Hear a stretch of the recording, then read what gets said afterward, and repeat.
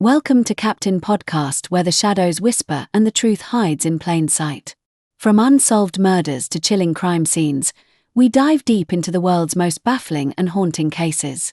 If you're drawn to the dark, the twisted, and the unexplained, you're in the right place. Subscribe now and uncover the truth, one case at a time. Inside the final days of Kris Kremers and Lisanne Froon and the eerie photos they left behind in April 2014, two Dutch tourists named Kris Kremers and Lisanne Froon went hiking in Panama and never returned. Months later, officials found their bleached bones and disturbing pictures.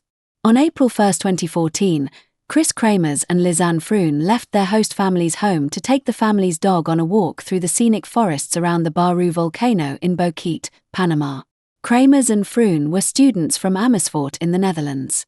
They had spent 6 months planning their trip to Panama, which was supposed to serve as part vacation, part service trip. They planned on spending some time hiking and touring while also volunteering with local children, teaching arts and crafts, and learning Spanish. The two women had been hiking around the Panamanian jungle for the past 2 weeks as part of a backpacking mission trip and intended to stay for the next 4 weeks with their host family to volunteer at a local school. However, after they waved goodbye to their family at 11 a.m. on April 1st, they were never seen again. The women had written a Facebook post in which they discussed their intentions to tour the local village. They also wrote that they had had brunch with 2 fellow Dutchmen before embarking on their hike. On the night of April 1st, the host family noticed something was wrong. Their dog had returned, safe and sound, but alone, the girls were nowhere to be found. The host family searched the area around their home but decided to wait until morning to alert the authorities. On April 2nd, Kremers and Froon missed an appointment with a local tour guide who was supposed to take them on a private walking tour of Boquete, which prompted the host family to alert authorities. The next morning, an aerial search of the forest was conducted, as well as a search of the village and the lightly wooded areas by locals. By April 6th, the two women were still missing. Fearing the worst, the families of Kris Kremers and Lisanne Froon flew to Panama, bringing with them detectives from the Netherlands. Along with local police and dog units, they searched the forests for 10 days.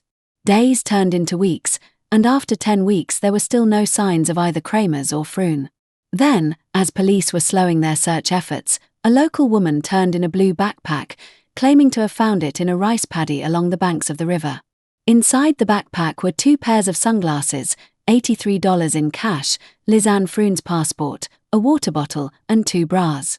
Also inside, most importantly, was Froon's camera and both of the women's cell phones.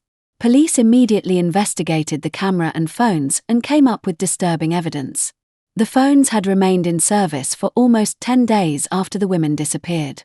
Over just 4 days, 77 separate attempts had been made to call the police, both via 112, the emergency number in the Netherlands, and 911, the emergency number in Panama.